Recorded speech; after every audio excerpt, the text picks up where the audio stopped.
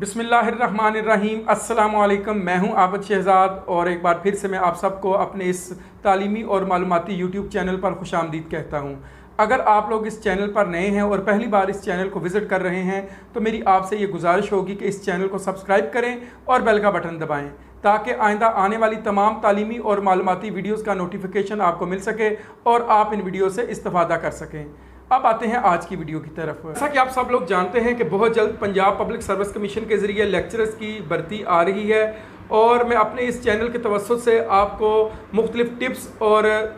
तकनीकी जो मालूमात है वो मुहैया कर रहा हूँ। और आज की वीडियो में भी हम दो अहम जो चीज़ें हैं उनको डिस्कस करेंगे। पहली चीज़ ये है कि बेशुमार सरकारी मुलाजमीन पहले से किसी न किसी पोस्ट पर काम कर रहे हैं, तो उनके जहन में ये एक सवाल आता है कि वो जिस पोस्ट पर काम कर रहे हैं और इस पोस्ट पर काम करते हुए उन्हें साल, 2 साल, 5 साल या 10 साल का अरसा गुजर चुका है, तो जब वो लेक्चरर के लिए अप्लाई करेंगे या किसी भी पीपीएससी की जो पोस्ट है जो आती है उसके ज़रिए तो वो अप्लाई करेंगे, तो क्या उनकी जो सर्विस है क्या वो काउंट होगी या नहीं काउंट होगी, और क्या उनको जो पे प्रोटेक्शन है वो मिलेगी या नहीं मिलेगी। और बेशुमार हमारे साथी जो सरकारी मुलाजमीन है वो ये सोचकर अप्लाई नहीं करते कि उनकी 5 साल या 10 साल या जितनी भी वो सर्विस हो चुकी है जिस पोस्ट पर वो ऑलरेडी काम कर रहे हैं, तो ये ना हो कि वो अगर सिलेक्शन उनकी हो जाए तो वो जो सर्विस उन्होंने गुजारी हुई है वो सारी की सारी ज़ाया हो जाए, जितने वो बेनिफिट्स पहले हासिल कर रहे थे वो सारे के सारे ज़ाया हो जाएं।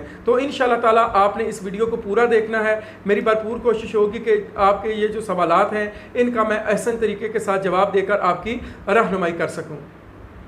कोई भी सरकारी मुलाजम पंजाब पब्लिक सर्विस कमीशन के ज़रिए आने वाली किसी भी पोस्ट पर जब अप्लाई करता है और उसने बाकायदा तौर पर एनओसी लिया होता है और अपनी जो एप्लीकेशन है वो थ्रू प्रॉपर चैनल जमा करवाई होती है, जब तहरीरी इम्तिहान हो जाता है और उसके बाद वो इंटरव्यू के लिए क्वालिफाई करता है और इंटरव्यू में भी कामयाबी हासिल करने के बाद अगर उसकी सिलेक्शन यानी रिकमेंडेशन हो जाती है तो पहले से जितनी भी उसकी जो सर्विस होती है जिस पोस्ट पर वो काम कर रहा होता है वो सारी की सारी काउंट होती है, उसे पे प्रोटेक्शन बाकायदा तौर पर मिलती है। उसे किसी भी तरह से परेशान होने की ज़रूरत नहीं है कि उसकी जो सर्विस है 5 साल, 10 साल या जितनी भी वो सर्विस है वो ज़ाया हो जाएगी। हाँ, कुछ बातों का ख्याल रखना ज़रूरी होता है कि जो भी फैक्ट्स आप अप्लाई करते हुए बता रहे हैं आपने उनको ठीक तरह से बताना है। ये ना हो कि जब आप पंजाब पब्लिक सर्विस कमीशन के ज़रिए अप्लाई करें किसी भी पोस्ट पर तो आप वहाँ पर छुपा लें कि भाई मैं सरकारी मुलाजिम नहीं हूँ, और बाद में जब आपकी सिलेक्शन हो जाए तो आप पे प्रोटेक्शन का मुतालबा करें, तो ऐसी सूरत में वो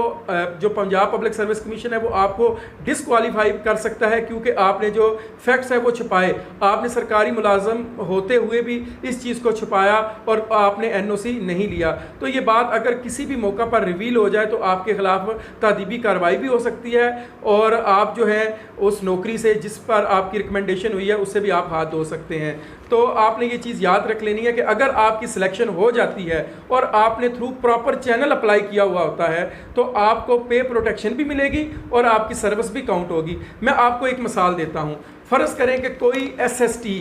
स्केल नंबर 16 में पिछले 10 साल से काम कर रहा है और उसकी जो बेसिक पे है वो तकरीबन 40,000 के करीब पहुंच चुकी है, लेकिन जब उसकी बतौर लेक्चरर 17 स्केल पर अपॉइंटमेंट या रिकमेंडेशन होती है तो उसकी जो बेसिक पे होगी, अगर वो 17 स्केल से ज़्यादा वो ऑलरेडी ले रहा है, यानी वो 40,000 ऑलरेडी ले रहा है, जबकि 17 स्केल की जो बेसिक पे है वो 40,000 से कम है, तो पे प्रोटेक्शन मिलने की वजह से उसकी जो बेसिक पे होगी वो 40,000 से ही स्टार्ट होगी। ऐसा बिल्कुल नहीं होगा कि जो उसकी बेसिक पे है वो दोबारा 17 स्केल की जो पहली स्टेज है उस पर शिफ्ट हो जाए, बिल्कुल नहीं होगा। उसको बाकायदा तौर पर पे प्रोटेक्शन भी मिलेगी और उसकी सर्विस भी काउंट होगी। और एक चीज़ इंतहाई ज़रूरी ये भी है कि अगर कोई सरकारी मुलाजम पहले से किसी पोस्ट पर काम कर रहा है और 17 स्केल पर उसकी सिलेक्शन हो जाती है, अगर पहले जो जिस स्केल में वो काम कर रहा होता है अगर उस स्केल में उसकी बेसिक पे कम होती है,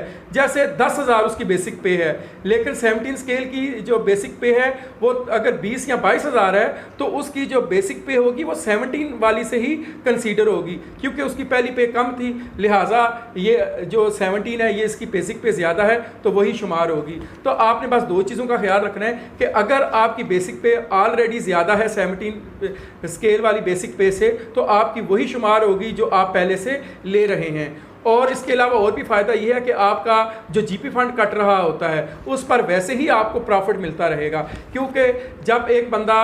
पहले ही रेगुलर काम कर रहा होता है, वो बहुत सारे जो हैं वो फ़ायदे भी ले रहा होता है, जीपी फंड भी कटवा रहा होता है, लेकिन उसके बाद जब उसकी नई जो जॉब होती है वो आपको पता है कॉन्ट्रैक्ट पीरियड के लिए होती है, उसके बाद वो रेगुलर हो जाता है। तो वो जो उसका जीपी फंड जो पहले से कट रहा होता है उस पर उसको उसी तरह से प्रॉफिट जो है वो मिलता रहेगा। ऐसा नहीं होगा कि भाई प्रॉफिट रुक गया है, बल्कि प्रॉफिट उसको मिलता रहेगा। बाकी ये जो कैंडिडेट है उस पर मुनहसर करता है कि वो मज़ीद अपना वो जो जीपी फंड है वो कटवाता है या उसको रुकवा लेता है, और जब वो अगले स्केल पर रेगुलर होगा, यानी वो जो 3 या 4 साल या जो भी जो प्रोबेशन पीरियड है, अगर वो उसको पूरा कर लेता है, उसके बाद वो पब्लिक सर्विस कमीशन उसे रेगुलर कर देता है, तो दोबारा से उसका जो जीपी फंड है वो उस हिसाब से कटना शुरू हो जाएगा। यानी अगर उम्मीदवार चाहे तो जो पहले जो उसका जो जीपी फंड है वो जिस शरह से वो कट रहा है वो उससे कटवाता रहे, या वो उसको रोक ले और जब वो दोबारा से रेगुलर हो तो वो उसको क्या कहते हैं कि जीपी फंड दोबारा से उसकी कटौती शुरू हो जाए। तो आपने ये जहन में रख लेना है कि पे प्रोटेक्शन भी मिलेगी, सर्विस भी काउंट होगी, आपको घबराने की ज़रूरत नहीं है। जितने भी सरकारी मुलाजमीन हैं, वो कोई भी पोस्ट हो जो जिस पर आप काम कर रहे हैं, अगर उससे कोई हायर पोस्ट आती है तो उसके लिए ज़रूर अप्लाई किया करें, क्योंकि जो सरकारी मुलाजमीन होते हैं, जो इन सर्विस होते हैं, उनको एज में रिलैक्सेशन भी मिलती है, उनकी जो एज होती है वो महफूज रहती है। जो बाकी कैंडिडेट्स होते हैं उनके लिए आपको पता ही है कि